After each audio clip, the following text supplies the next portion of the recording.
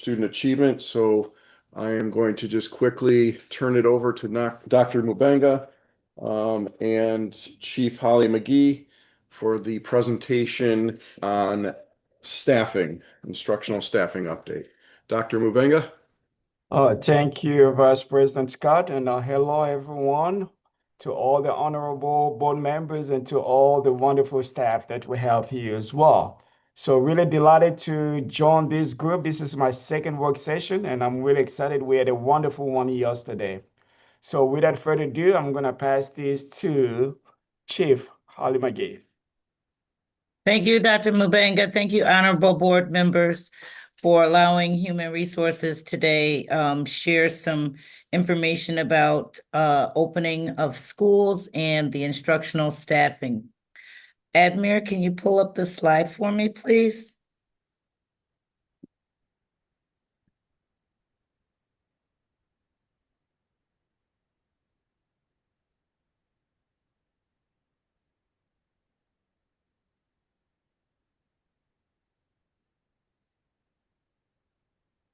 It's a short presentation, so we have a couple minutes till Admir gets it queued up for us.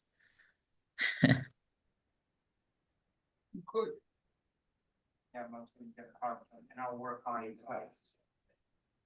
Sorry. I would have enjoyed being on. That's not it, it's the other. Okay, that one, right? Yes. Yeah, I couldn't keep it together. All right. We don't hear her. Okay. Great, thank you. So first of all, I would like to start off by saying thank you to Dr. Mubenga, our superintendent of schools, for inviting me to participate in today's work session and to give an update on the staffing for our school buildings. And with me today, I have my Deputy of Human Resources, Michael Anastasia, and also Human Resource Manager, Adam Renzoni. They're here as well. Next slide, please, Admir. So when Dr. Mubenga reached out to me and requested a meeting, he said, Tammy, I really want to be transparent about what school looks like at the start of school. I was very concerned. I'm like, Dr. Mubenga, it's 4 days after school starts. And he says, no, I want to be fully transparent. I'm looking to be transparent with everything that we do in the district. So I said, I will have that assignment complete for you. So next slide, please. Admir. Admir, if you could go to the next slide for me. Thank you. That's it. So what people don't understand is what staffing looks like in this district. We're a huge district. We have a lot of moving parts. We have over 7,000 employees, but today our focus is really on the instructional school building staffing. And I really want to take a moment just to give you guys an idea of what that looks like. So we have the recruiting function, the qualifying of candidates, the staffing, and the hiring of these individuals. And I just kind of want to talk to you about how we work collaboratively with Chief Botticelli's department, the CAI, the subject area directors. They get all the credit for doing all of the interviewing of the candidates. However, I have a very competent team that goes out and they do recruiting and they also qualify the candidates. So we want to make sure that if we send someone to a particular subject area, that they are indeed qualified candidates that are properly certified to be able to fill the vacancy or the position for which that subject area director will be filling in the school buildings. So it takes a team effort. It's a collaborative effort to be able to get that done, and especially with a district this size. Next slide, please, Admir. So the number you see here is 3,216.5. Now, this number reflects the number of school-based BTF positions as of 9/3/2025. That does not include approximately an additional 200 teachers or BTF members. Okay, because those are they're in other positions such as your CSC positions or your TOSA positions. We're not including those in our numbers today. We really wanted to focus on the opening up of schools from last week and what that looked like and how the buildings were staffed. So these are strictly school-based BTF positions, 3,216.5. Next slide, please, Admir. So with that being said, we have vacant positions, which means unencumbered positions. These are positions that do not belong to anyone. We need to fill these positions. They're high priority, but they're also very high need subject areas.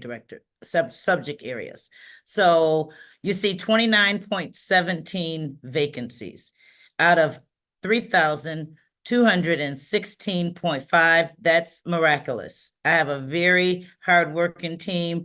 The CAI, we're working around the clock, even in the summer, doing interviews and assessing whether or not teachers are fit all the way up until today. And we're doing it continuously to make sure that we fill these vacancies. So all throughout the summer, there were subject area directors that were getting shared documents from my staff regarding people that were applying to the district or were under consideration for positions in our district so that we could have this low number of vacant positions. So at this point, we're less than 1% not staffed for our BTF school-based positions. Okay, and that was a collaborative effort. It wasn't just the HR department working and conducting interviews and qualifying. It was also the subject area director. So I just want to give them a shout out too for all their hard work. And we're constantly on the phone and emailing each other to make sure we're all on the same page. So it's definitely a collaboration. Next slide, please, Admir. So you see that 3,216.5. However, when you get to your buildings and board members, I'm sure you have heard this, it doesn't feel like that sometimes when you have teachers that are out on a leave. Okay, we have leaves that came in today. We had leaves that came in the day before school started. So we have approximately 159 teachers currently on an approved contractually approved leave. That's 159 teachers. That hurts, and that the building principals and the administration and their colleagues, the other teachers, they feel that, when the teachers are out on a leave. So we know that still is an important, not a vacancy, but it's an important opening that we have to be very mindful that there's not a teacher that's really has rights to a position in the building that's not in front of our students. So with that being in mind, we have also worked collaboratively with CAI to do what's called a replacement teacher. So we take and put another certified teacher. We prefer that the person that is replacing the teacher that's on the leave is in the same tenure area for the teacher that is on leave. So we work very closely to try to make sure that the replacement teacher is a math replacement teacher if it's a math teacher that is on a leave. If not, what we've done is we've also have given other opportunities for teachers that are certified in other areas, but we may not have a vacancy for them. So they will go in and fill in, but they're certified teachers and they know the pedagogy of teaching. That's very important to us. However, with that being said, we also still have open positions that are not filled by those certified teachers. But that's why our substitute teachers are very important. They're an important part of our employee group in the district. So at that point, we use our substitute teachers to fill in for those positions when a teacher is on a leave. Okay, so at this point, with the strategy of using the replacement teachers to cover for those approved leaves, and as of today, we had about a 74% fill rate for our substitute teachers today. I think we're doing pretty good. So even with teachers being on leave, we're less than 5% of those people not being replaced. Okay, next slide, please. Admir. Action plan. Next slide, please, Admir. So what we try to strategize and think strategic in HR. We think out of the box, and we try to come up with ways to make sure that our students have a caring adult in front of them every day while they're here to get their education. And we really try to make sure that it's a certified teacher. If not, we are working to make sure that it's a teacher that's a substitute teacher that can follow a lesson plan and be in front of our students so that they can continue to get their civil right to an education. So human resources leadership, what we do now is we stay in communication with our principals. We did a pilot over the summer. And with that being said, we met with building principals all across the district.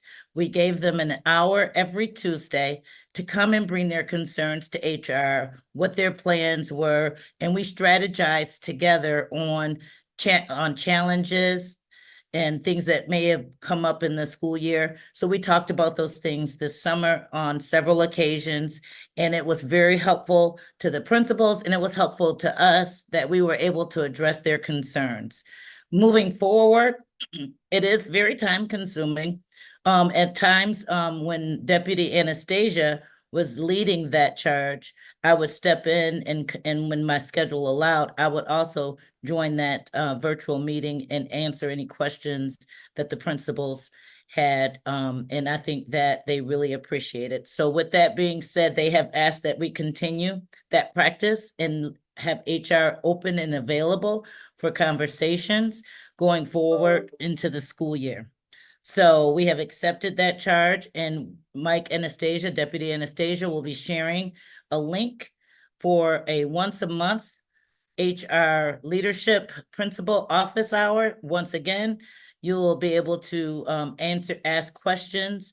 And what we really found was great was that principals were able to be on the line with other principals, and they may not have even had the question that one principal had, but it did pique their interest, and they were able to engage and communicate with one another about different strategies and how they could be successful and get their answers to their questions. So I thought this was very engaging. It's useful, and it resulted in outcomes that hopefully would lower the concerns about any HR related concerns that they may have. So another strategy that we have undertaken was monitoring leaves. We monitor those leaves daily, as well as retirements and resignations. So when those are coming into our mailboxes, we're on it quickly. And I ask my staff, okay, so if Tammy McGee is going out on a leave, who do we have in the pipeline that will be replacing her? I want to know if Tammy McGee is going to retire, who do we have that's going to replace her? Do we have another certified music teacher that can replace Tammy McGee's position immediately? Are we ready to move that person right into that role? And same thing as if it was a resignation as well. So we're on it every day. We're looking at those, and we're evaluating those to make sure that we're conducting a quick turnaround to make sure that a live person is going into the building to fill for those different areas. Also, what has been helpful is meeting with finance, meeting with Chief Barnes and his staff to look at the enrollments, to look at the new FTEs that are coming in, meaning that, as you know, there are different classrooms. I'm not going to specifically say which subject area, but classrooms are built sometimes because of an increase in enrollment for particular areas. And so we look at that, and then that means that tells me that we need to fill that classroom with a teacher or a teacher assistant, or if there's an additional enrollment for a particular school. So we work with finance in doing that, and they've been very helpful. And I don't do any, you could see in the 4-year plan, as Dr. Mubanga has directed us, I'm not allowed to provide any type of postings or any type of filling of positions that are not school-based without having an approval from Dr. Mubanga. And of course, Jim and I work together to make sure that we provide Dr. Mubanga with the rationale and the evidence to support when we need to move forward. Okay, daily hiring and candidate screening. That's, again, we're monitoring our applicant stack, which is our application repository where people go to apply. Every day, I'm given a report around 10 a.m. in the morning of new hires. Because we still have vacancies, 29.17 vacancies, that's low for a district of our size. Yes, I agree. But it does not mean that we're done with hiring, and it doesn't mean that we have finished our job. Because we know that people go out daily, and then there's also resignations daily as well as retirements. So I need to see if there's a new candidate that has applied to our district. I don't want them waiting. So I'm given a spreadsheet of what new candidate was hired, what subject area, and if that candidate was sent over to the subject area director for their consideration for an interview and consideration for staffing. So I'm watching that daily. I'm keeping track of that daily. Another teacher pathways is another part of our action plan. We have engaged in that for quite some time now. Thanks to the board, you all have approved our teacher residency program. You have approved our college programs where we can provide supplement some of the hardship for some of our teacher aides and some of the individuals that are looking to go into a teaching program, which we've had very low teacher applications at one point, but this teacher pathway program has really helped us out. So I really want to share a little bit of information with you on that. We've had 115 teachers placed in Buffalo Public Schools since 2020 when we started with our teacher pathway program. We have more coming from TNTP, and then we have the teacher certification through Buffalo State College, which is also an additional 10 teachers that are coming through and have come through the pipeline, which is outstanding. We believe in growing our own. It does hurt us when we have people that go from one occupation to the other. It's like robbing Peter to pay Paul, but it's all for everyone's good. You know, we believe that because you started out with us as a teacher aide or a teacher assistant, that's not where you need to stay. We want to be able to provide you with the resources and the support so that you can become an instructional teacher in the classroom, especially if you're really good at it. So we have found that that has been very, very successful, and we're happy to see that we have teacher aides and assistants that are now instructional teachers in our classrooms this year as well. So also regular communication, like I said before, with the subject area directors to help recruitment efforts. We work together on a teacher recruitment day, which is early hiring.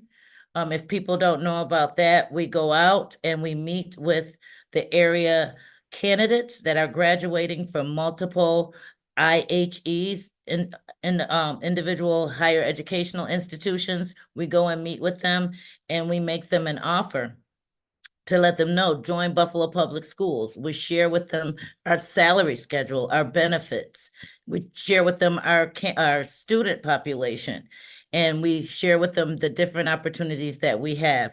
So this year we were very strategic. We did not do an outward recruitment for any other subject other than special ed, okay? Because we did have a reduction in our workforce last year.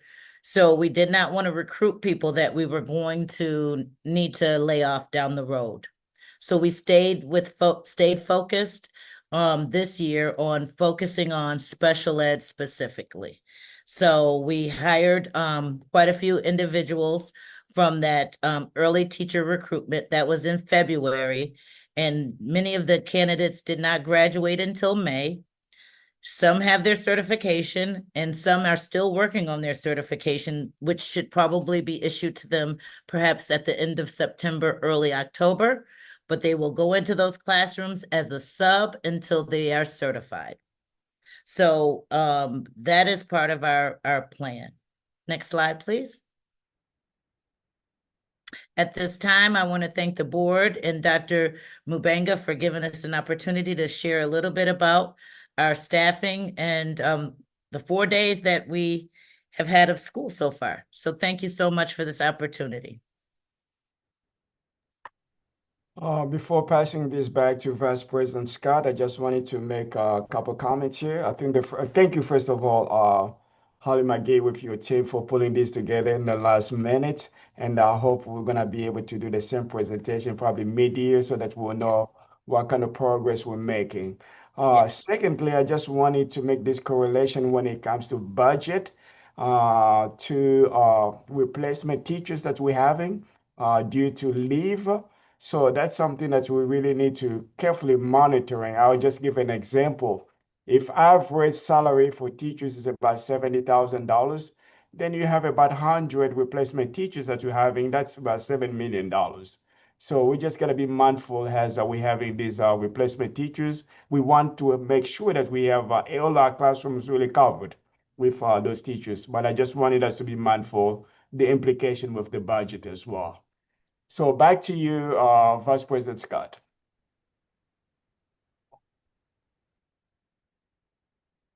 Thank you, Dr. Mubanga and Chief Holly McGee. You're welcome. Board members, if you have questions, please raise your hand on Zoom. I will ask my one question while you're doing that, because I don't see any hands up yet. Chief Holly McGee and Dr. Mubanga, Chief Holly McGee probably was the best to answer this question. I know there was a threat to block funding for the residency program. I think that was reversed.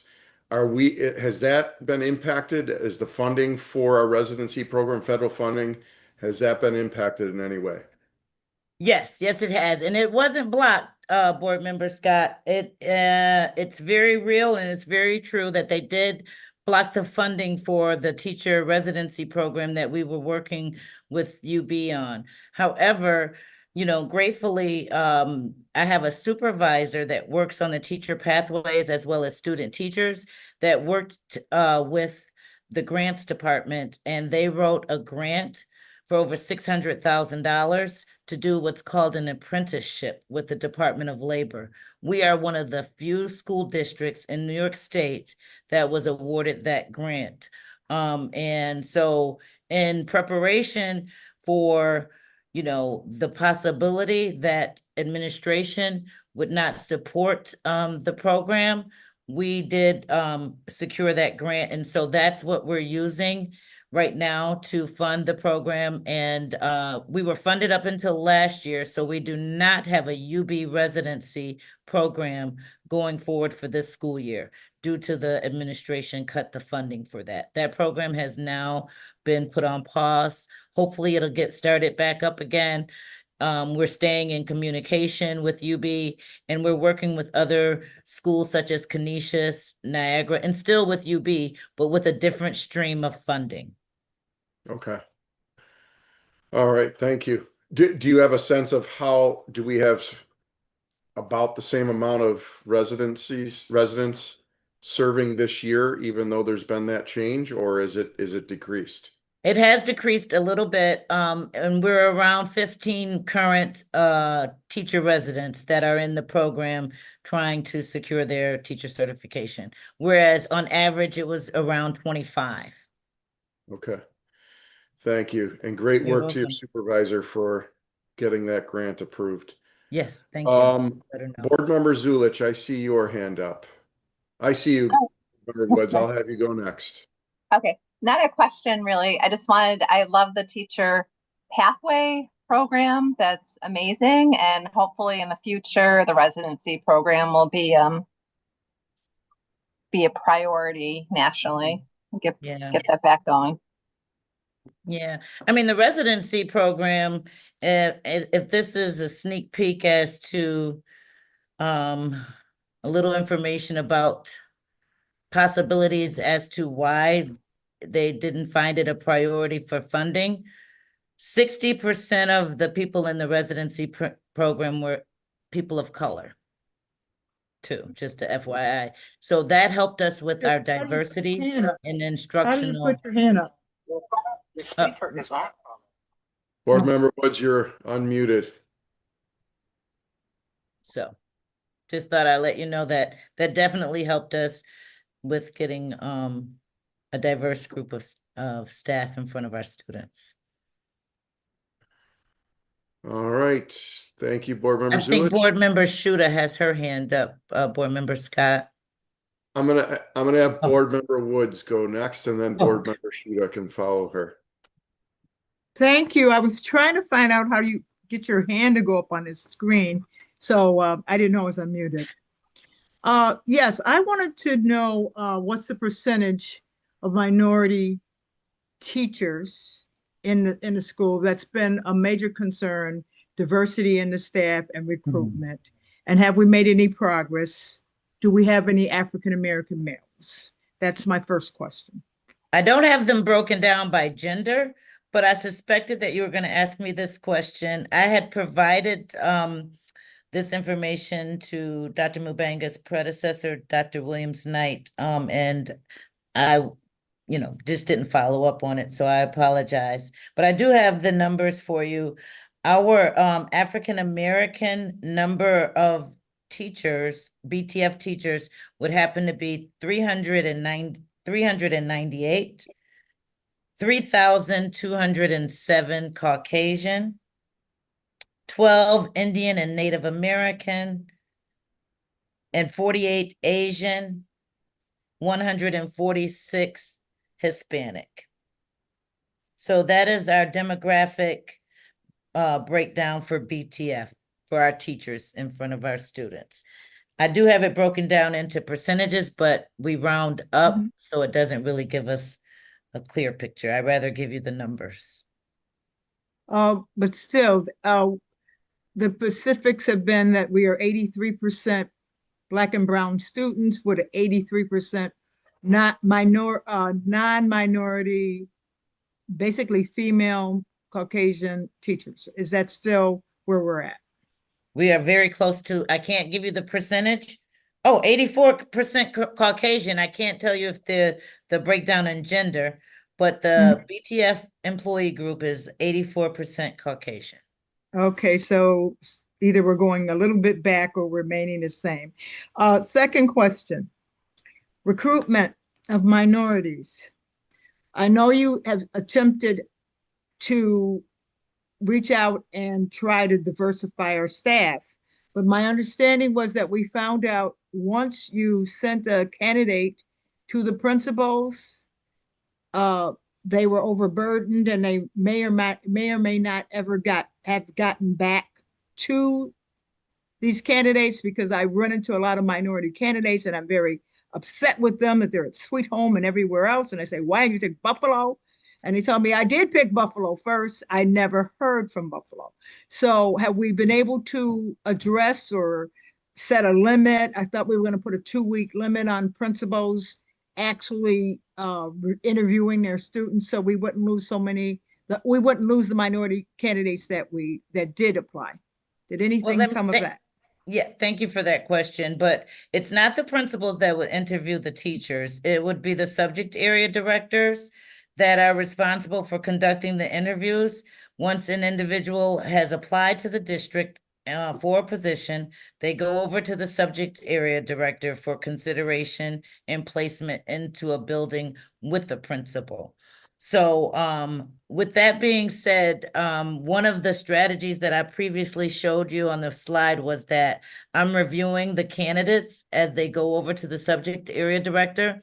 So it's not only for the purposes of making sure that positions are no longer vacant, but it's for that purpose as well. I want to make sure that every person is given equal opportunity for any of the positions that we have open. So there's a reason for why I'm reviewing each candidate. I really don't have time to do that, but I think it's important to make sure that each candidate is reviewed and the subject area directors are taking them into consideration, and they have been. Sometimes I talk on the phone with them about that. Did you get this particular person, and where are they in this process? And they'll tell me, oh, they're all set to go and meet with such and such. We're going to staff them at XYZ school. So it has been successful with me being a little bit Following more up. micro, about the approach as opposed to just leaving them out there. And then secondly, I think it was within the first week. I'm not going to go into any details, but Dr. Mubenga called me into his office. I'm shaking, I'm nervous. I didn't know what he wanted, but he made it very clear that he has a plan that he's going to share with me in regards to increasing our diversity, and something that he has shown to have worked in the past in his previous district, and I'm excited about it. So we'll engage in that when he finds time and feels it's appropriate. But there is a plan in the back of his head about increasing diversity. Well, that's wonderful. You know, the majority of the teachers' aides and teacher assistants do a lot of the work in the classrooms, and we're well aware of that. So the program to move them, and a lot of them are minority residents who know the children, work with the children. So I'm glad to hear 115 of them have moved from the lower paid teacher's aide and doing the job and getting paid for it. And that's giving our children of color and our Black and brown children more presence and somebody they can look up to. But you just pointed out that we had only 29 vacancies, but we still had 91 positions that weren't filled. So my final question for you is, we monitor absenteeism for our students because we don't get paid if they don't show up. What about the problem with absenteeism with our teachers? You know, we've had discussions about chronic absenteeism, people who don't show up. That 91 positions you're showing unfilled is a serious problem for our principals. And I think we put an incentive in the contract or something, but can you speak to what are we doing to address absenteeism among the teachers? Because the kids come in my face and tell me the teacher is absent more than I am. So, you know, I'm just sharing. Yeah. Can you address that? Right. Yeah. The only thing I can say about that is that I know you don't want to hear this, but unfortunately, they have a contractual right to take a leave if there's something and it's scrutinized. The leaves are scrutinized, by the way. You don't just take a leave because you don't want to come to work. You actually have to provide evidence and documentation in regards to your request for your leave. So there's an actual process, and my staff and my department is the department that would process an actual leave for a teacher.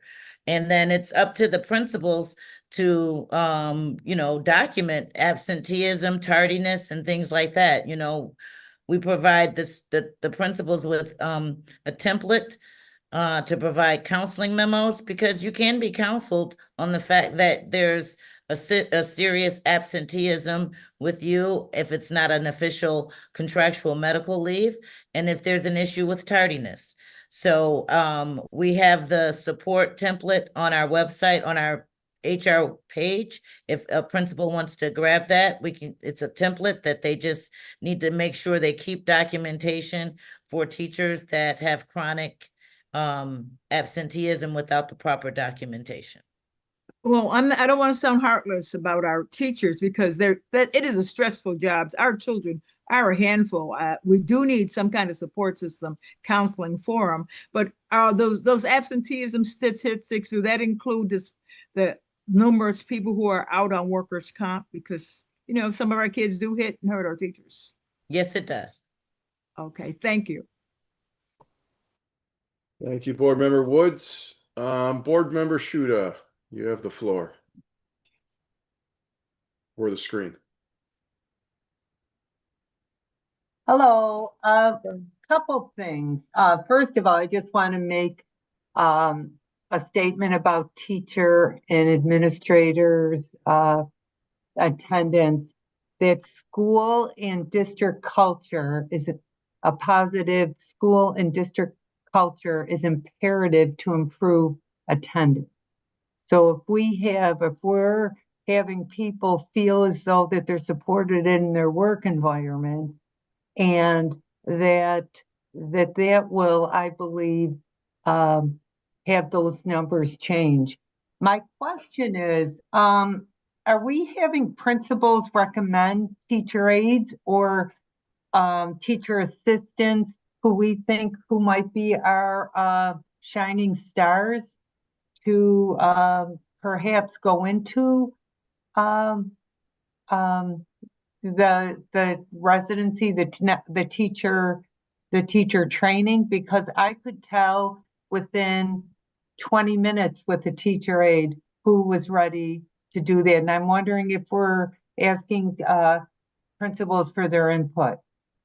Yes, that's how we get most of our referrals. Okay, cool. We Okay. have some principals that engage in that more than others, but generally speaking, the way we get our teacher aides to go into these programs is based on the recommendation of principals that see rock stars in their building.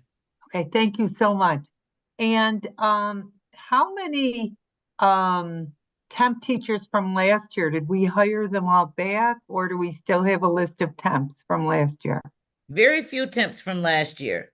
Some, the temps that were given reasonable assurance letters that we want them back this year, majority of them are back. I can't say that they're all back because some of them were not a fit for our students. So if they Okay. weren't a fit, we didn't bring them back. Okay. My question is, how many teachers do we still have, retired teachers or administrators that are on waivers that were given from the state? Is that still in effect? That is Are we still in still- effect. So, And Adam, you gave me that number the other day. What was that number? I don't have it written down. It was 25, if I remember correctly. It was 25. We still have 25 teachers that are on a waiver and utilizing that program.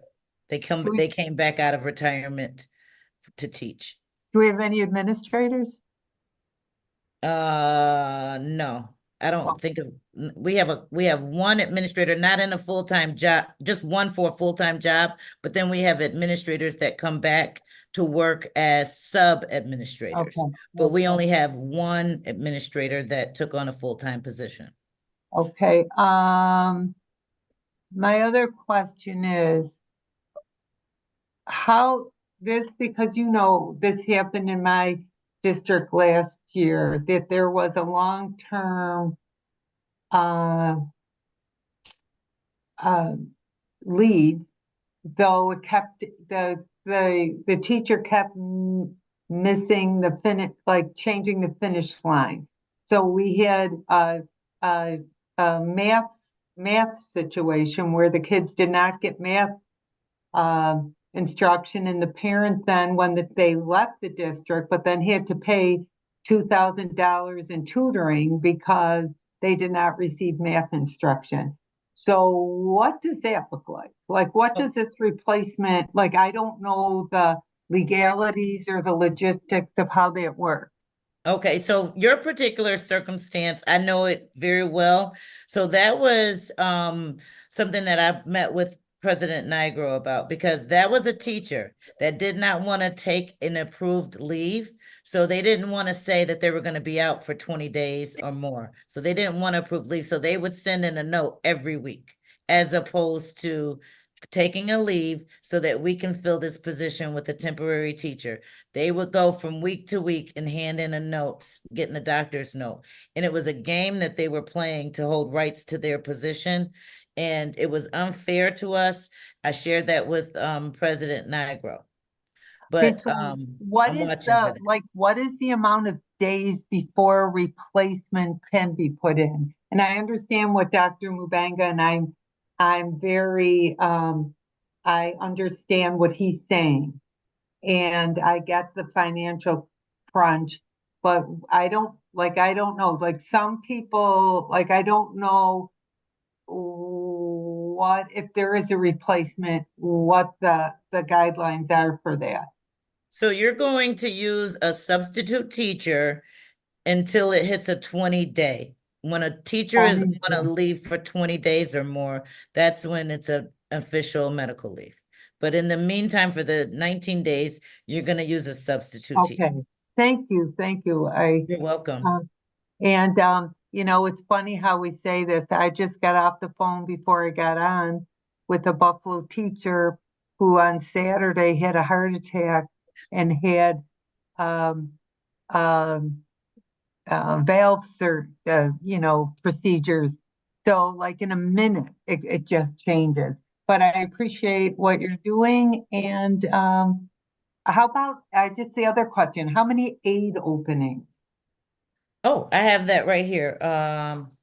We have 45 vacancies for aides out of 1,001 teacher aides and assistants. We have roughly, well, 42 now because we had 3 that were just covered this afternoon.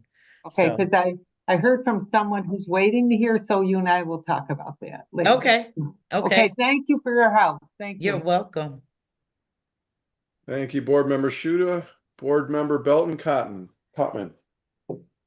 Thank you for your presentation today. You're welcome. Ironically, Saturday I was at a 85th birthday party and someone approached me about the hiring of Buffalo Public Schools teachers. And their recommendation was that we need to take a look at the entire process, particularly the questions that are being asked and the expectations, what the interviewers are expecting to hear. And so with that said, she went on, she's an experienced administrator, to say that if people don't say key things, they are rated low. And so some of the things she referenced was that unless you're in the system, you wouldn't know those key things. And so we talked a little bit about how implicit bias plays a part in this interview process. I personally feel that the entire process needs to be looked at from the contracts that we currently have. From what I'm being told, unless they make it through certain union positions or to get passed through, you have people from each representation of unions represented at the table, that the superintendent never sees them. And I think that that's been a mistake. I think that in negotiating future contracts, the superintendent should have the ability to look at any applicant that applies to this district. How is it that the superintendent, that someone could not make it through the process because they don't pass the, in some cases, she was saying, implicit bias test because of what people are expecting you to know or say versus your ability to do something. And I think that this has been a problem in this district for a while, that in order to get through, and I'm telling you, I don't disagree with Board Member Woods.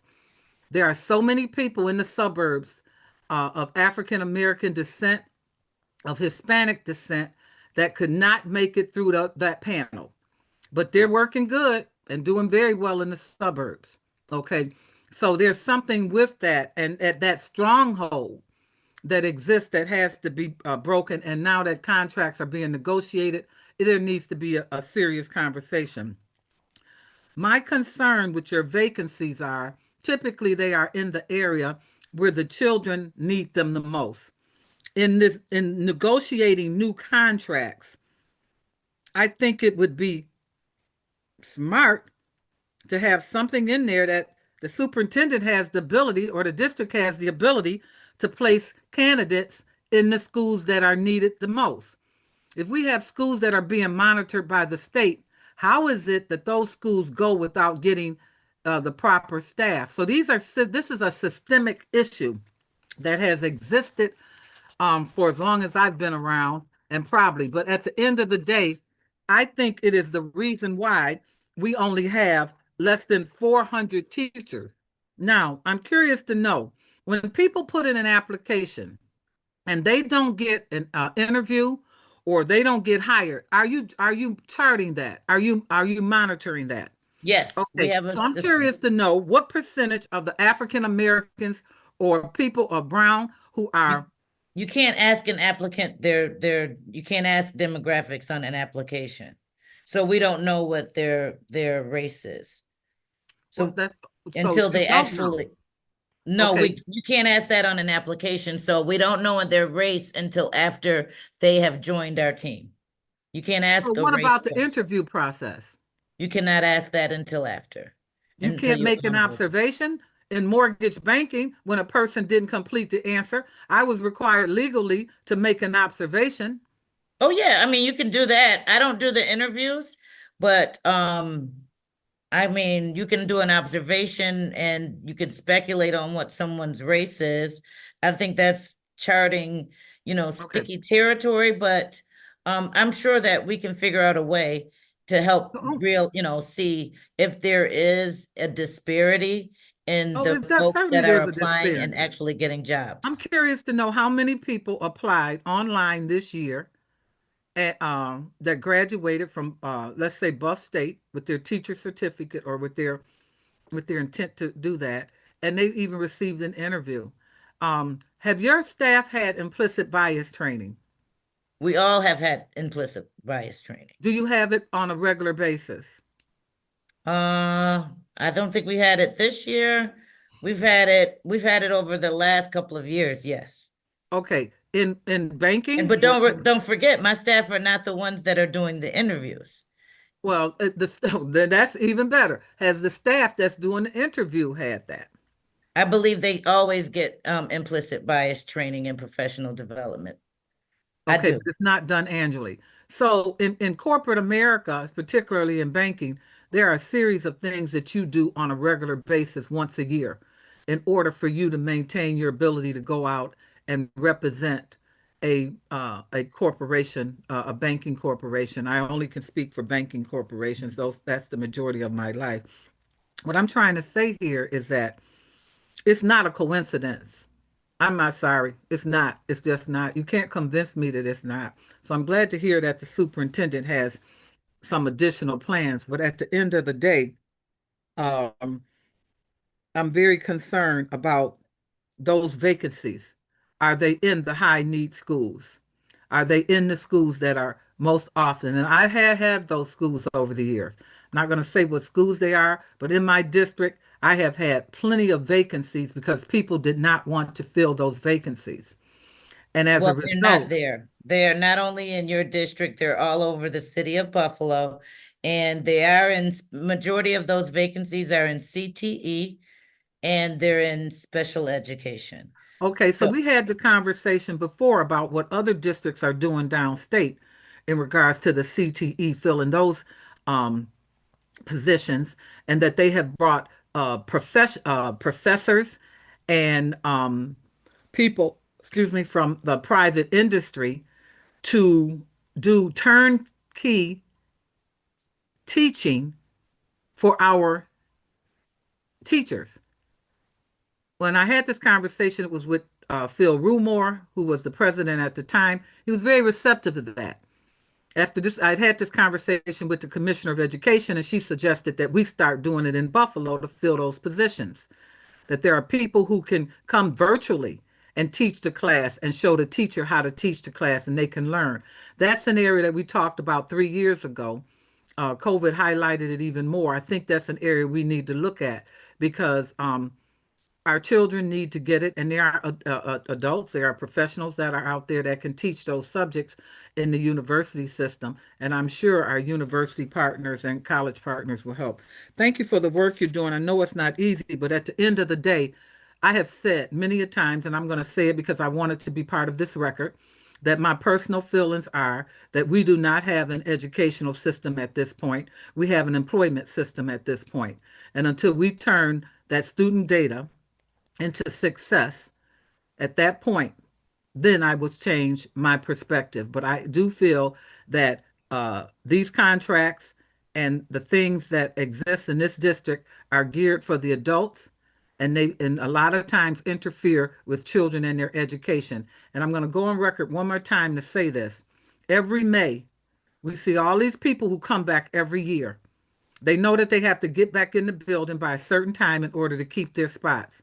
I feel it is criminal to hold a position for someone year after year after year in a school. There should be a system that's set up that you can put them in a cost center downtown and make sure that that school who has paid for that position gets what they need. That's what equity is about. Providing students the support that they need, not providing the adults the income that they have based on their contract. So get ready for part 2 of Sharon Belton Cotman after December. Thank you.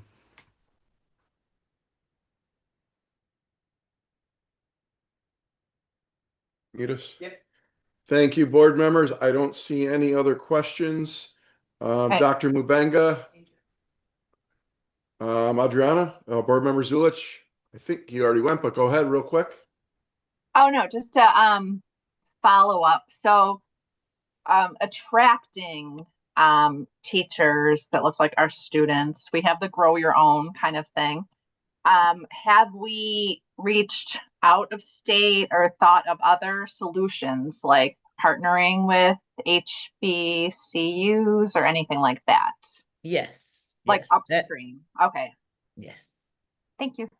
Well, I just want to ask real quick, thank you, Chief McGee. What is the entry level pay for Pathways teachers? I'm sorry, what's the question? The pay, entry level pay What is for the the Pathways entry-level? teachers? Hold on one second. We just want to give you an accurate number. I know one number off my head, but I want to give you the actual number.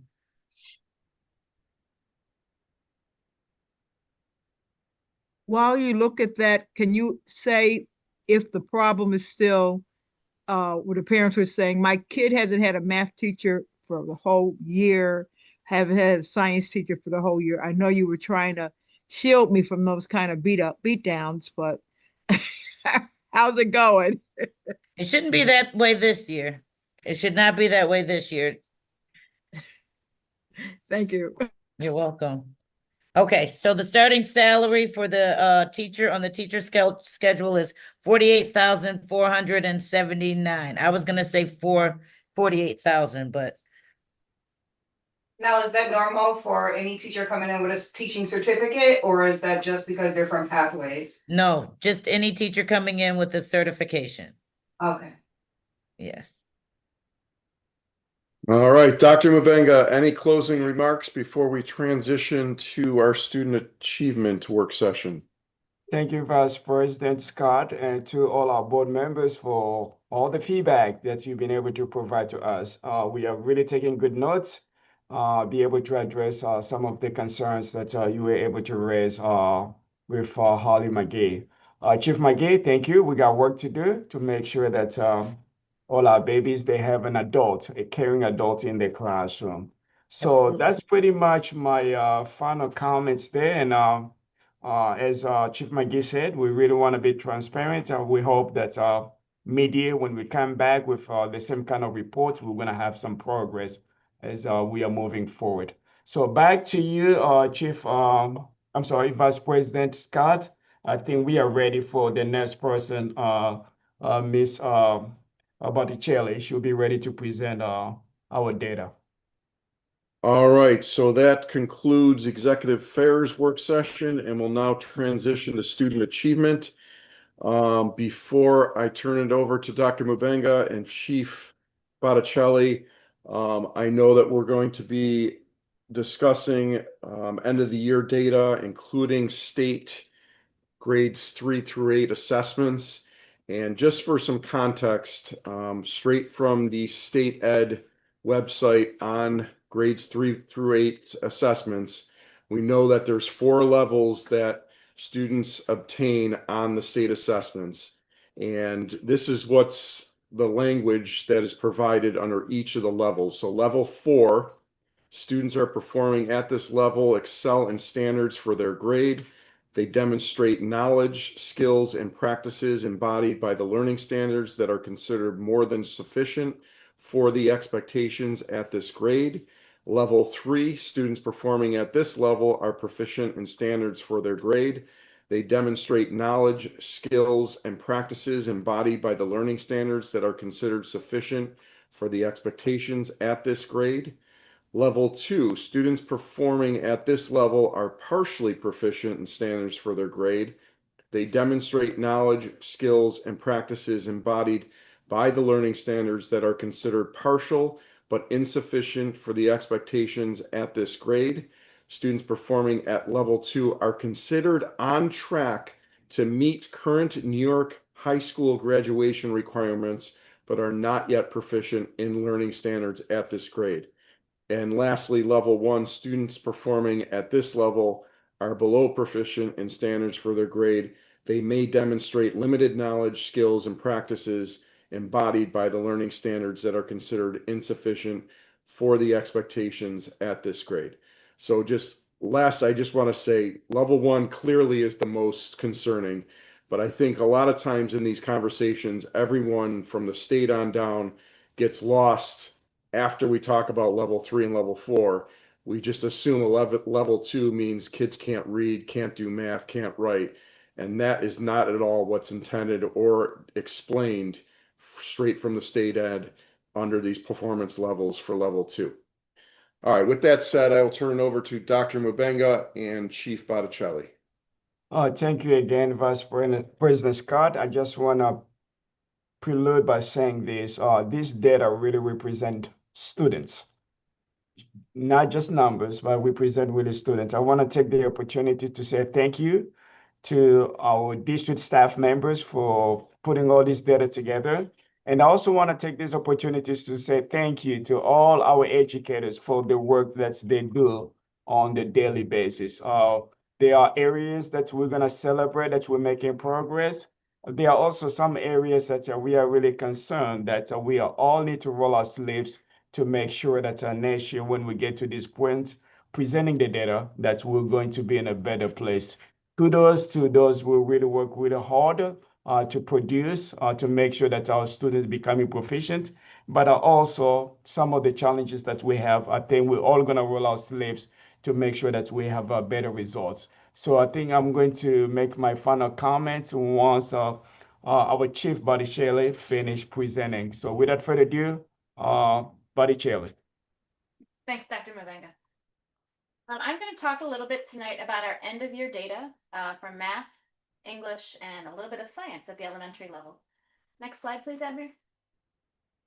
So I'm going to start out by sharing our DIBELS data. This is just a 3-year trend, so you have a sense of what's been happening in the district. So you can see that at grades 1, 2, and 3, we showed the biggest growth over time. So for example, in grade 1, a couple years ago, we were at 46%. At this final year, last year, we were at 51%. So we're seeing that the programs we've implemented to address phonics skills have definitely had an impact. We're very excited, actually, that you can see this growth, kids can feel the growth, and we know that it's going to translate to state test scores in the future, but it will also translate to students having higher order thinking skills, being able to read complex text, being able to write proficiently. This is our baseline. Without these phonics skills, those other things probably wouldn't happen for students. They need to be able to decode text fluently, and then they can move on to the writing skills that they need, the higher order thinking skills, the critical thinking. Everything happens simultaneously, but without this base of phonics, it's very difficult for kids to move forward. So that's why we've had such an intense focus over the past few years with our Orton-Gillingham initiative, our morphology initiative, just making sure that we can solidify these skills for our students. So we've actually had a few things going on. This past year, we started a small pilot at 10 schools. We brought our Orton-Gillingham vendor in to do some side-by-side coaching, and it was very successful. So we've implemented that at all of our elementary schools this year. In fact, it was so popular that some of the schools, most of the schools actually, that had it the first year, used their own school allocations to pay for additional days this year because they saw that impact. We recognize that to be proficient readers, not only do you need phonics, but you need to be fluent. So the kids need additional practice opportunities with decodable text at the lower grades, so they become more and more fluent. You can see that the emphasis in 4th grade changed a little bit. That's why our scores dropped a little bit there, because there's more of an emphasis on fluency at that point in time. So this year's Orton Gillingham will have, when they're using that in intervention, it'll have extra decodable practice. We were very cognizant that the kids need to have that to be successful. So you'll see that at the lower grades as well as intervention at the upper grades. The students have started their walk to as of September 8th, so yesterday. So when we talk about a walk to, what we mean is students across a particular grade level during RTI time, response to intervention, will actually walk to a particular teacher who's going to offer them the level of intervention that they need. So you might be walking to an enrichment class because you're on grade level or above. You might be walking to a tier 3 Orton Gillingham class because you need additional supports with phonics.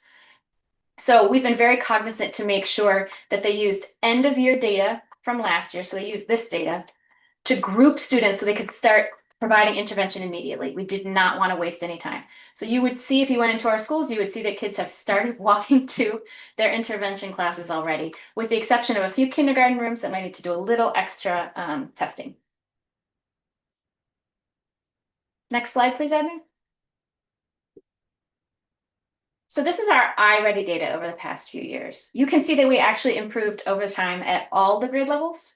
Especially you can see at 3rd grade. And so those students that were taking this test in 3rd grade had the benefit of Orton Gillingham, mainly from kindergarten up through 3rd. So they had more solidified phonics skills, which translates into the iReady assessment. iReady measures things slightly differently than DIBELS. DIBELS is looking at phonemic awareness, phonics fluency, with a small screener for comprehension.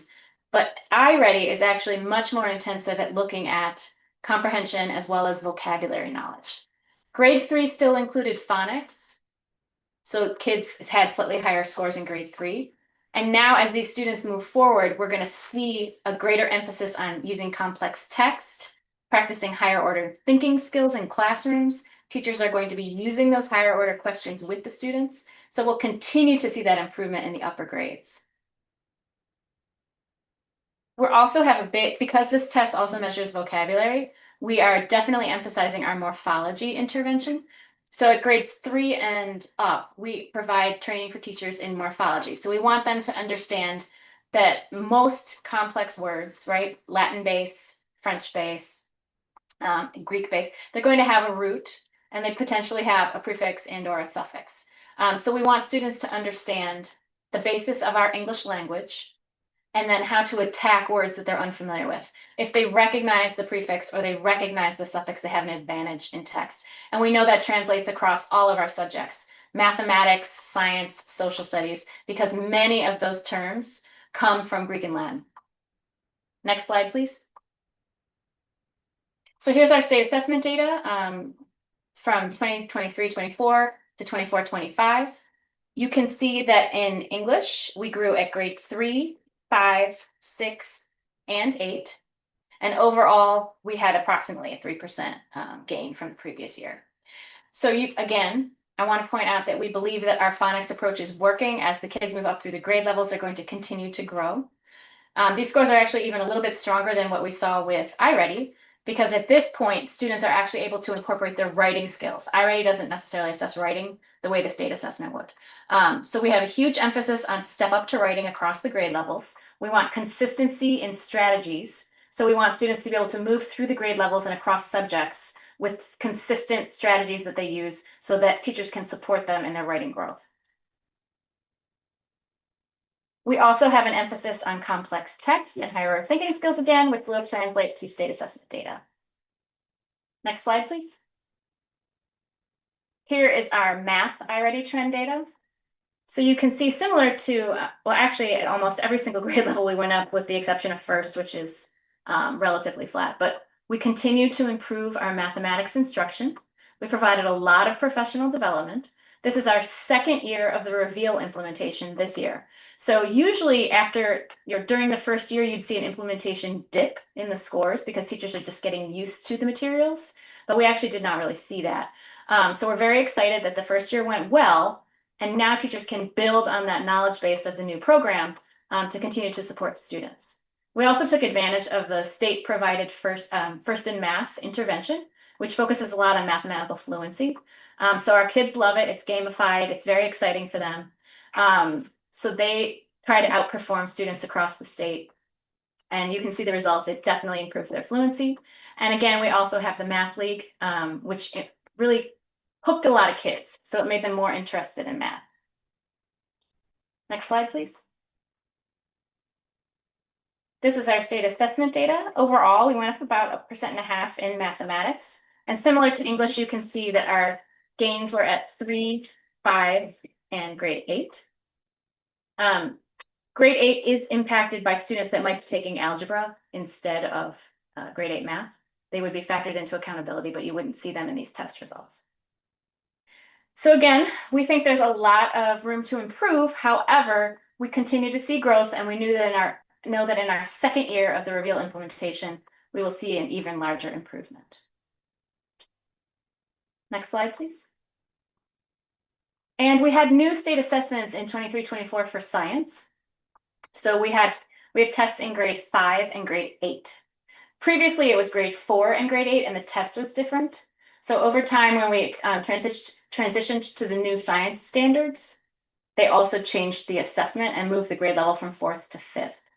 So our first year, it was a challenge for us, but you can see the growth over time. And we know that as we continue to work with the new standards, as we continue to provide professional development to our teachers, as we continue to emphasize the importance of labs at the lower grades, we will continue to see growth. And similar here in grade 8, you may see that some students didn't take this assessment because they were in a Regents biology or earth science class.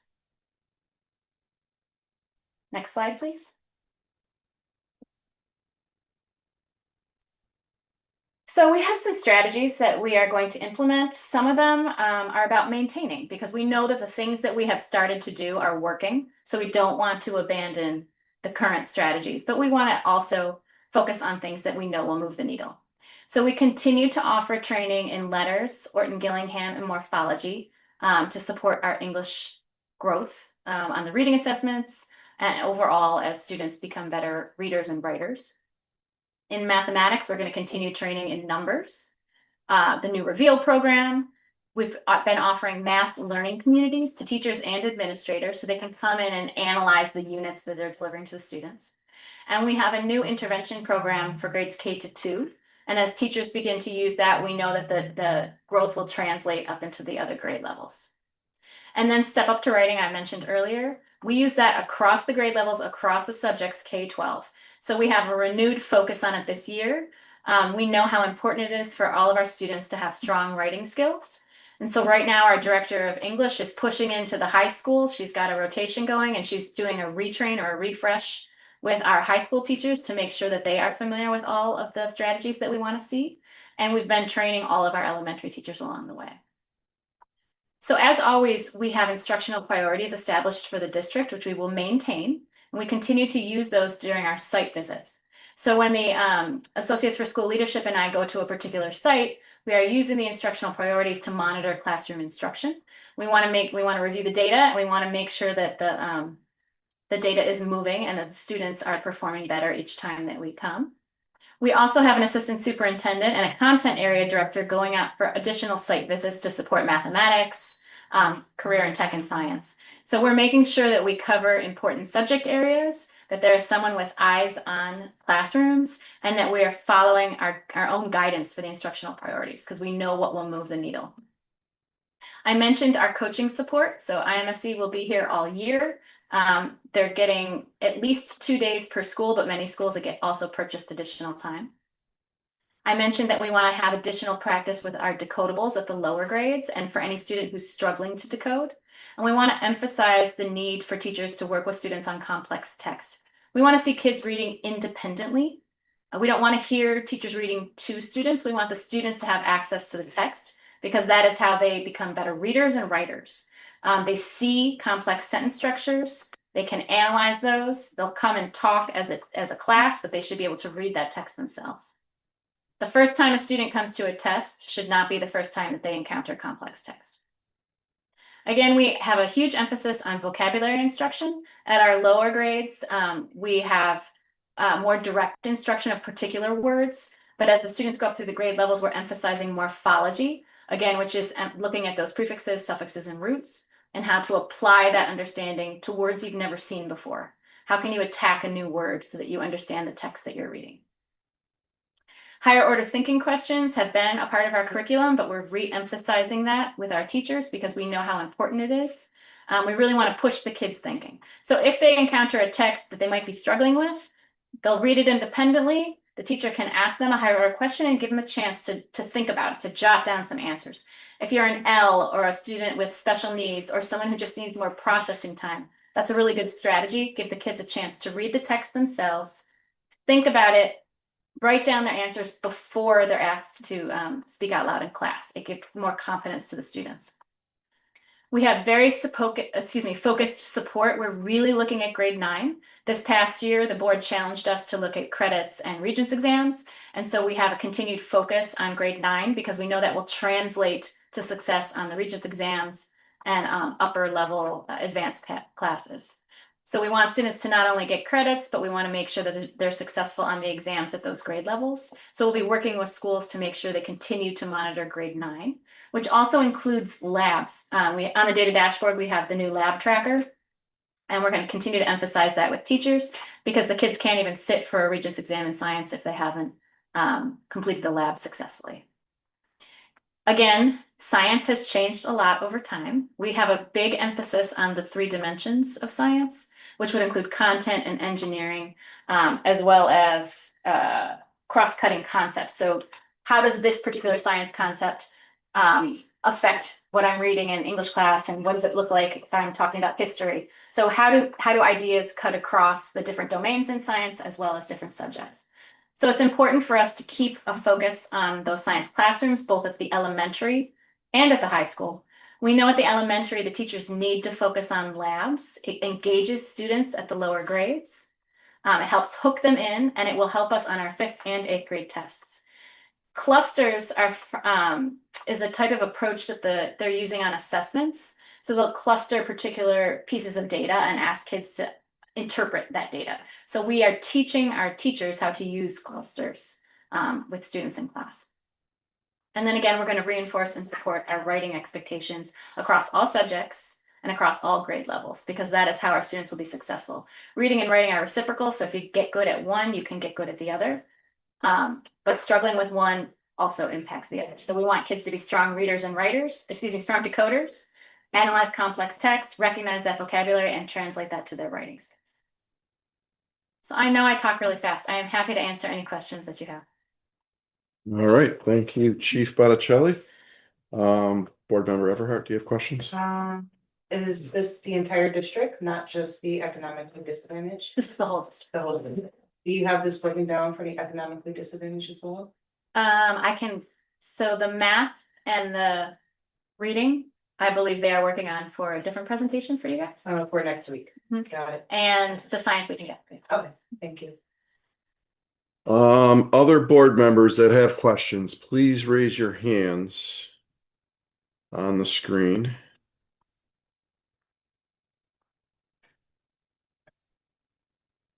Board Member Shuda. Go ahead. I don't know if I have a comment. You know, it's really hard to see the iReady math and reading for the 8th graders going into high school when next year we have 22%, and then we have for reading and 17% in math.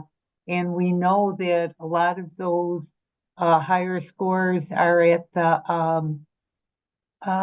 the criteria-based schools, that the students tend to trend higher on their scores. And I guess my concern is at the non-criteria high schools, the supports that we give these kids so they can be successful in their region track studies, and my most important mission is that they're successful in college. And I just don't know how in that 4 years, with those numbers, that we can guarantee that to children. And that's all I have to say. Thank you. So the criterion, depending on who you're speaking of, in grade 8 for English, you would not see city honors included because they don't take that particular assessment. You would also Okay. not see anybody in the algebra. Anybody who took algebra would not be included in the iReady grade 8 either.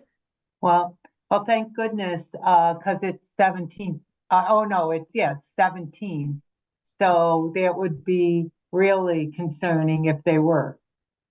So it's just concerning to me as a former high school principal that we're sending kids into high school with those skills, and boy, oh boy, do they have a lot to accomplish during that time. And I just look forward to taking a look, and I know Dr. Mubanga, your expertise into helping these non-criteria high schools, but more importantly, these kids obtain success in college. I agree. And we're actually very fortunate to have Dr. Mubanga because he can give us a lot of insights into especially the math data because of his expertise. But I agree. We know that we need to improve all of these scores. We're not satisfied with anything.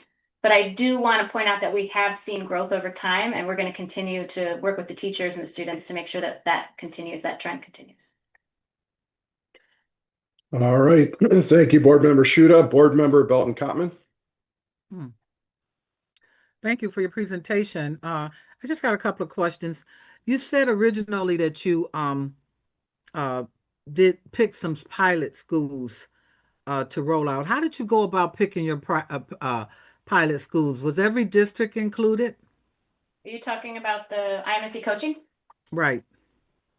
I didn't look at it by district. We looked at it in terms of student data as well as visits that we conducted at those buildings to determine that there was some support needed at particular schools. But we also knew that we wanted to extend that into the next year and offer it to more schools. Right. So did you go at the schools that are low performing, or how did you select them? High performing? Yes. What was your criteria? No, we did not look at high performing schools as Okay, part of good. my initial coaching. Okay. Quick question. Is homework being given in this district? Homework? Homework. It is for my kids.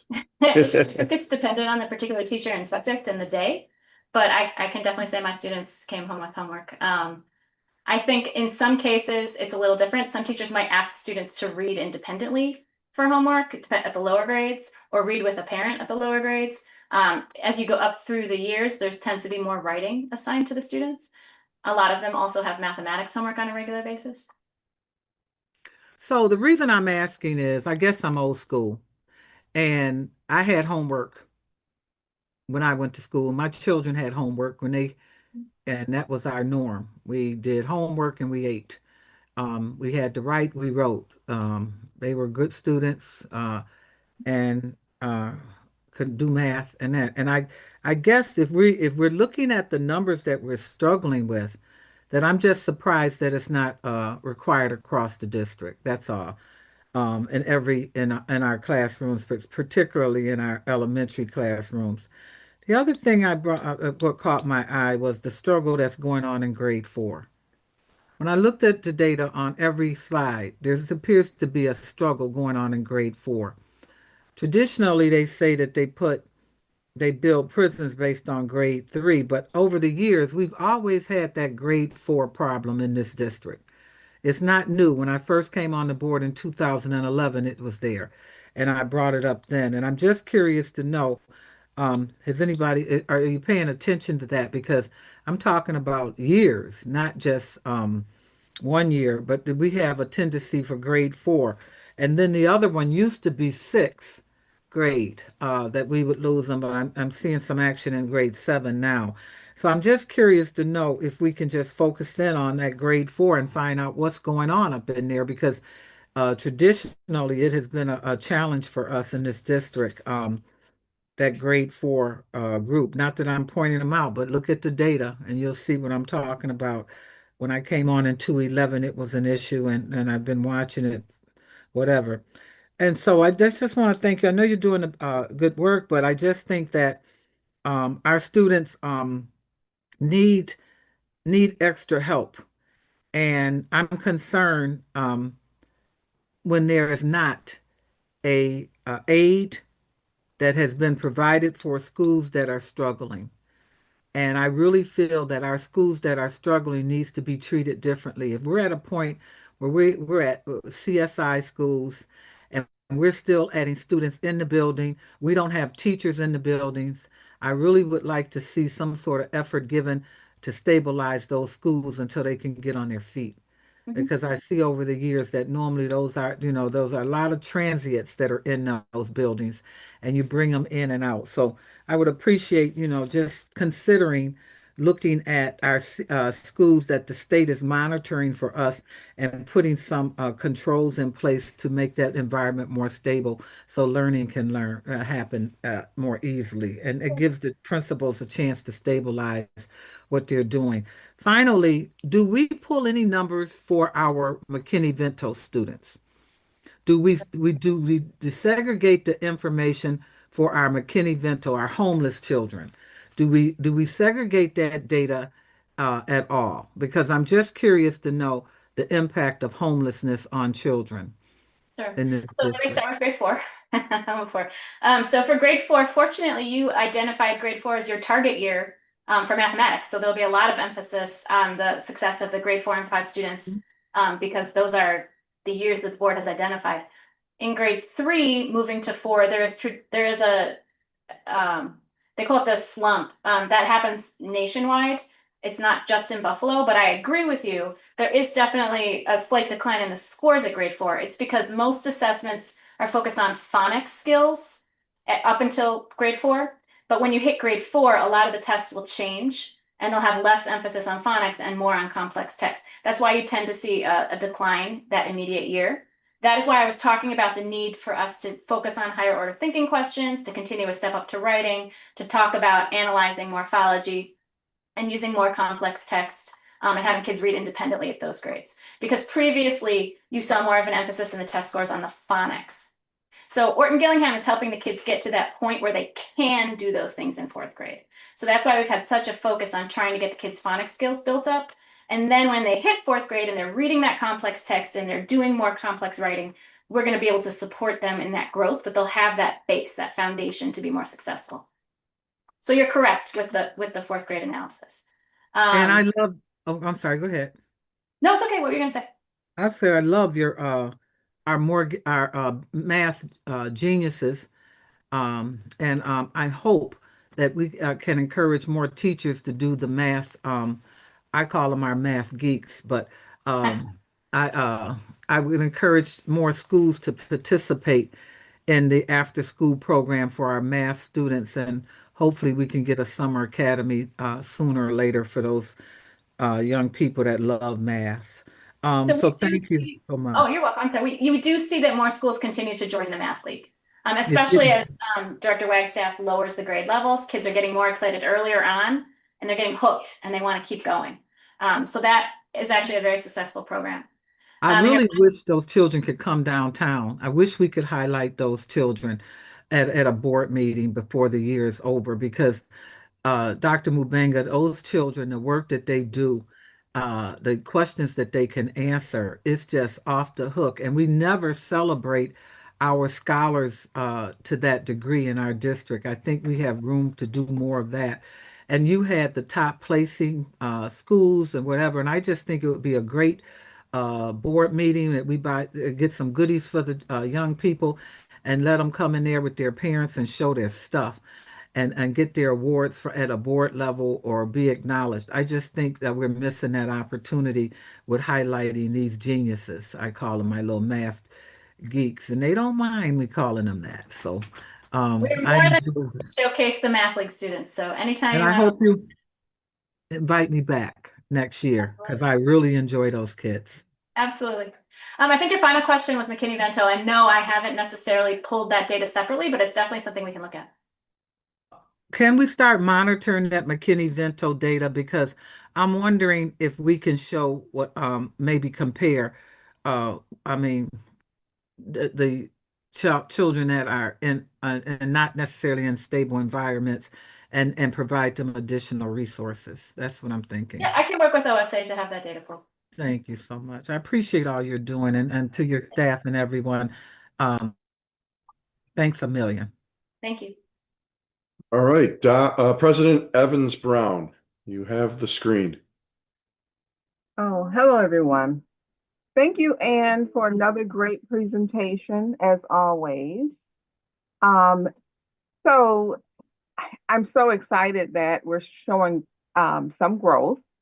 I remember when we started this implementation session with Council of Great City Schools, Sharon Cotman directed myself, Terry Shuda, and Cindy to look at how we would come up with goals, for the superintendent or the district.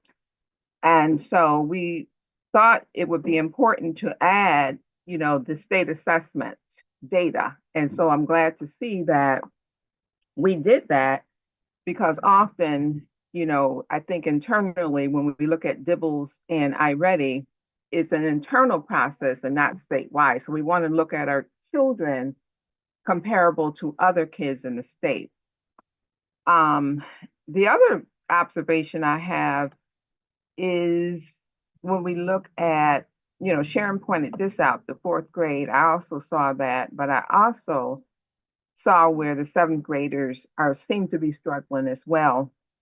I don't know what that is, but I know I had boys in seventh grade is when they started struggling academically because they were interested in girls. So I don't know if that's part of what's going on there or not. And then lastly, I think that, all of the interventions that you identified, the RTI, where kids are walking to identified teachers for intervention, is brilliant, because it breaks up that, sitting down and, getting lessons and stuff like that. So kids like to, move around and see different teachers as well. So thank you for your continued work, in this area. And certainly we have areas of improvement. And I think Janita mentioned the economically disadvantaged students, and we'll see more of that. I heard you say during the next board meeting. I believe it's the next presentation. Okay, perfect. Thank you so much. Keep up the good work. Thank you. All right, Board Member Makosi. Hi, everyone. I apologize. I'm driving.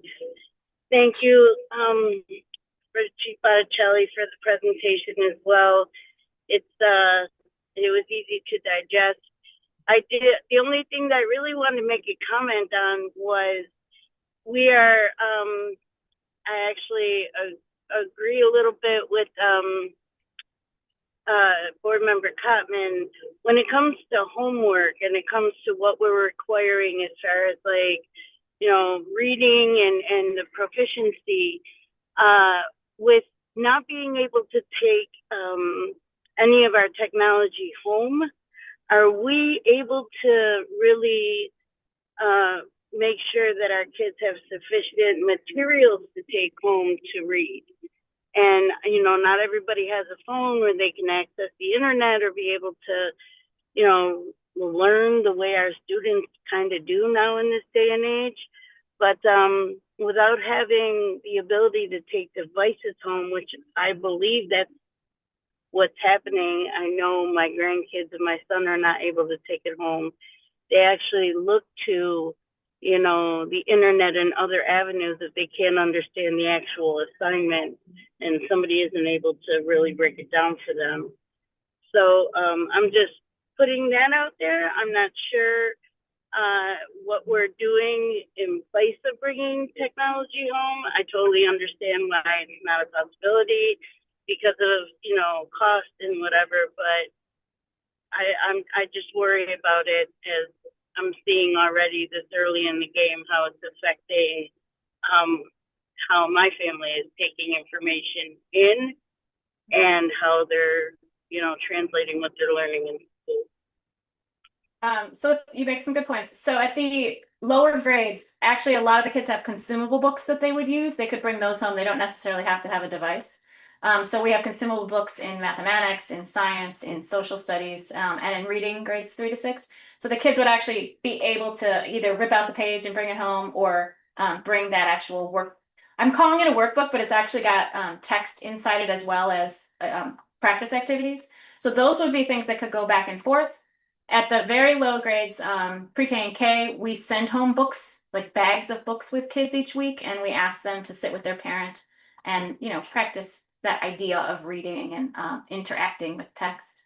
And then there's decodables that the kids can bring home as well. And they have classroom libraries. So there's actually a number of avenues, especially at the elementary, where students should be able to do homework and things without having a device. At the secondary, every school is submitting a plan, and there will be kids who are bringing home devices. They're just working through the deployment at this point in time. And we have definitely emphasized the need for AP students and IB students to start early bringing home those devices. So the IT department is working with each school to make sure that they have a plan in place to successfully deploy devices.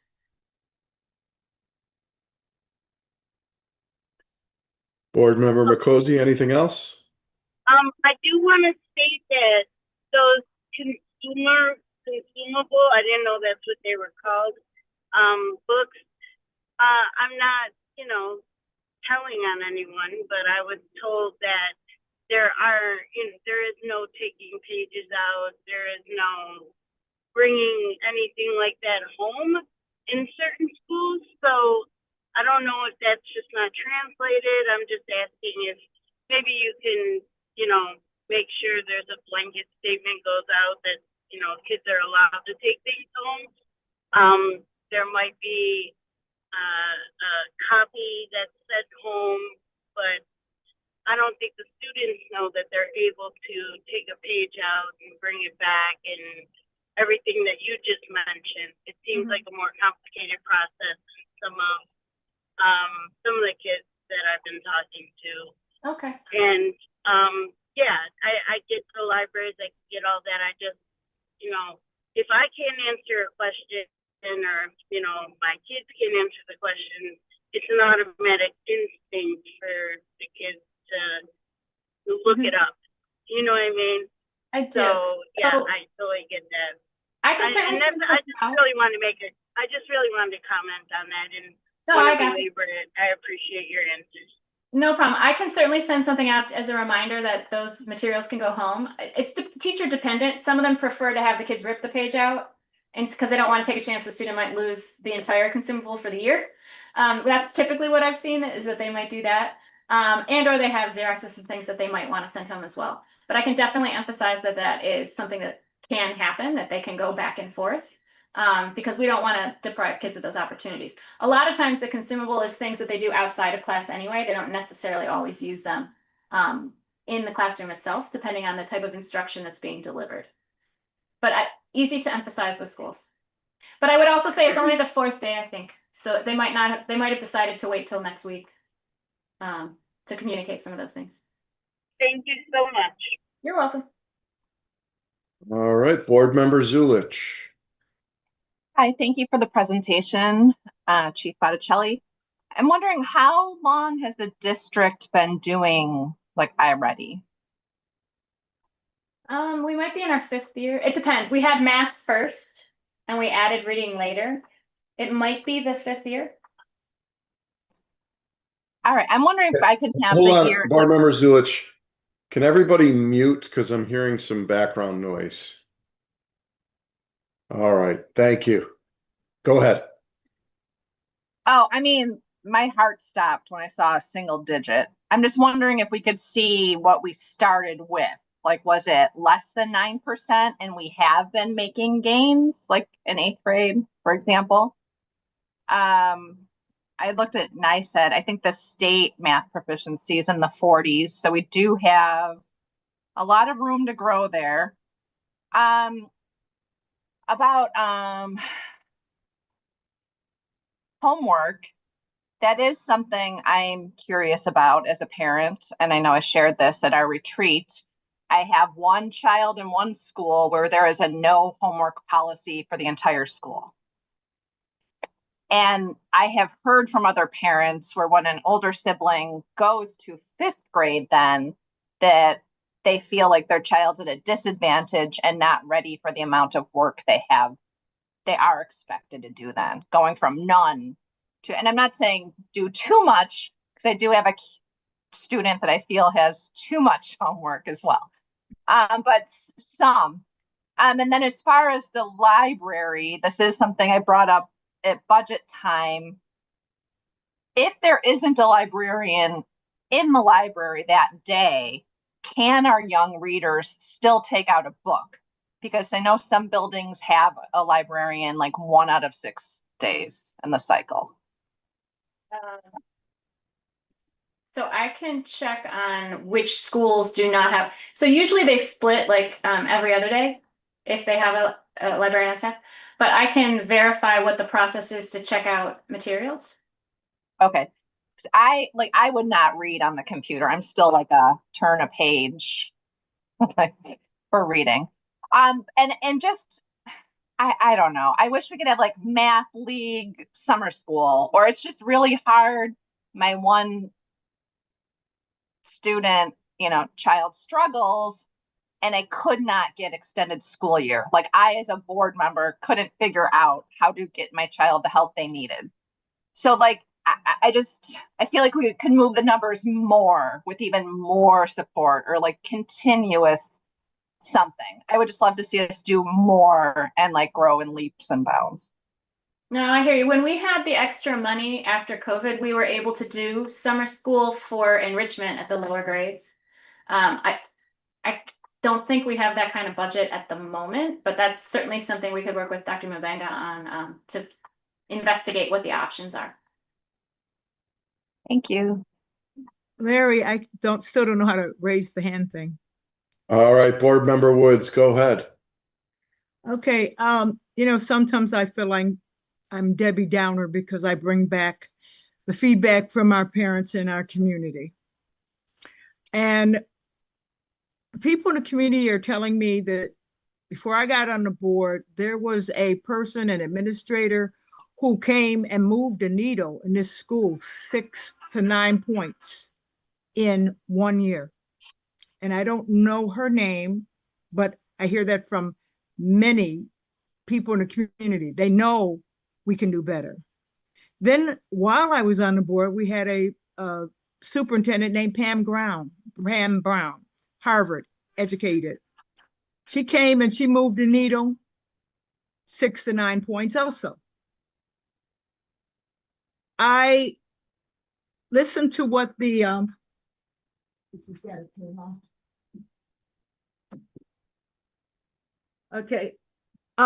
Brown moved the needle significantly. In 5 years, she would have moved these horrible stats up 30 percentages. I'm not ungrateful for what you're doing, but when Council on Great City Schools said for us to set stretch goals, and we came up with 1% and 2%, the community said to me, "You don't give a darn about our kids. We'll never get there. You're writing off generations." So why do I have to share this burden alone? That the community knows that a teacher, a good teacher, like the one that's got on our board, our regions, Board of Regents, they can move a child more than 1.5 years, and they can film what their methods and teach other teachers. I guess what I'm saying is I'm disappointed with the results. I strongly am hearing from the community, and I agree with them. We don't have 30 years to move 1 and 2 points. We can't lose 30 generations, 3 generations, 4 generations. we've got to do better. That's what they're telling me. And I'm sorry to be Debbie Downer, but I have to share that with you. I agree with you. We don't have time. I feel your urgency. I think you're referring to Dr. Aladale, probably. She was my predecessor pre-COVID, and Pam Brown was also pre-COVID. We've had some setbacks post-COVID. We've struggled with certain factors that have impacted attendance and instruction, and that's why we're trying to reset our instructional performance. That's why we're going back to Step Up to Writing to make sure that kids have that understanding of good writing skills. That's why we're solidifying our phonics instruction to make sure that kids can access the complex text that they're going to see on these state assessments. I think you'll see statewide, there's been sort of a reset over the past few years with the assessment scores. However, none of that's an excuse. We are absolutely focused on moving these kids forward because they are our future.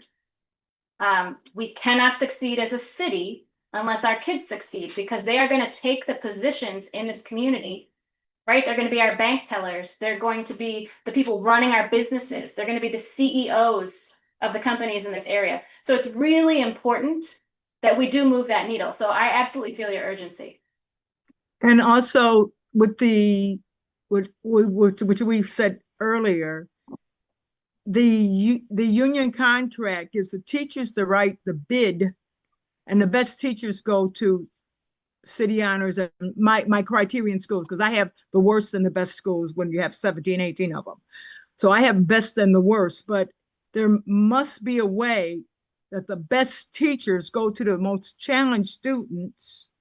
And also we have Eva Doyle, a gold mine, who started the African Infusion Program and brings in scholars who teach methods that are proven to move the needle nationwide. They've proven it.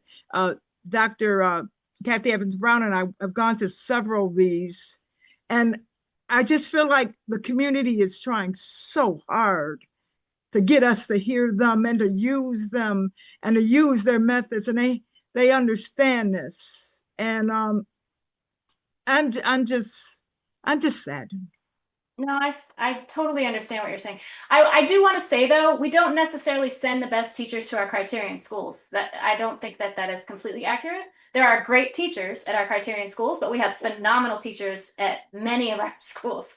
So you could be at the lowest performing school in the district and still have that kindergarten teacher who is going to move your score. So across the board, we've worked with our teachers. We provided a lot of professional development.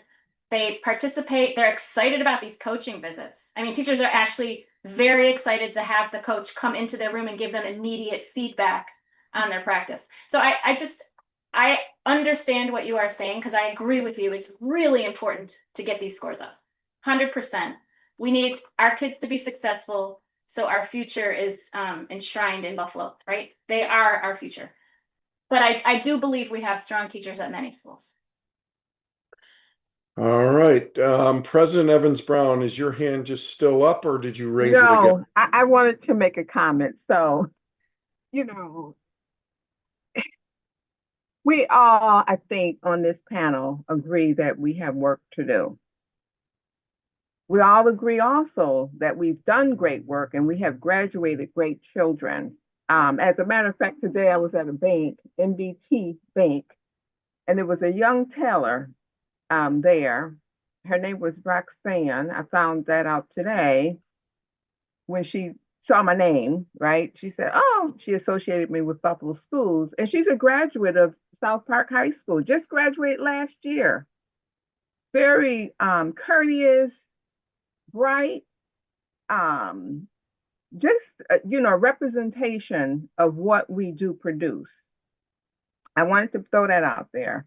The other thing, as far as homework, now, I was a boy mom, and homework, when they send homework home, I felt like it was a penalty to me.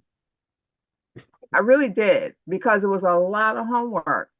And I used to say to my boys, what do you do in school? It was just so much. And I started complaining to the teachers that, they were killing me.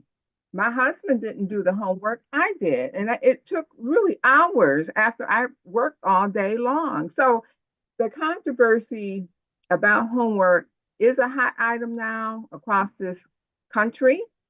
And so my thing is, I don't believe in a lot of homework. Okay? Thank you. All right, thank you, President Evans Brown. Looks like we are done with questions. I think she just left it up. I don't see her there. Dr. Mubenga, I'll turn it over to you before we close out. All right, thank you again, Vice President Scott. Thank you, board members, for all the feedback that you were able to provide to us. Thank you to our Chief Botticelli for your presentation. And I'm thanking you as well as your staff for all the work that you've been able to do. And also thank you to all our staff educators for the work that they were able to do. But I also feel the sense of urgency. Board members, I heard your voices and I understand your charge as well. It can be done. We're going to be able to tweak what we've done in the past so that we can have better outcome in the future. The work that Chief Botticelli was able to present today, when we're talking about the academic house, we also have to think about the school leadership as well. We understand that the teachers are the number one factor as they're moving student achievement, but at the school leaders office, they're working with our principals. We can have all the best practices, but if our principals are not really moving, they're not really monitoring, they're not really holding folks accountable, that work is going to be in vain. So we have work to do. I understand your charge, and we're all going to be held accountable how to move those numbers so that they'll be better when we present them again next year. Again, thank you, board members, for your feedback. We got work to do. I'm going to mobilize all our staff. I mean, all 7,000 employees that we have, because everybody has a part to play that is going to impact these numbers. Again, thank you for your support, board members. I'm really excited to see that we're spending a lot of time talking about student achievement. That's the charge, and that's the work that we're going to do. Back to you, Vice President Scott. All right, thank you, Dr. Mubenga. Thank you, Chief Botticelli. This concludes our student achievement work session. Go enjoy the sun, everyone. Have a good night. Bye.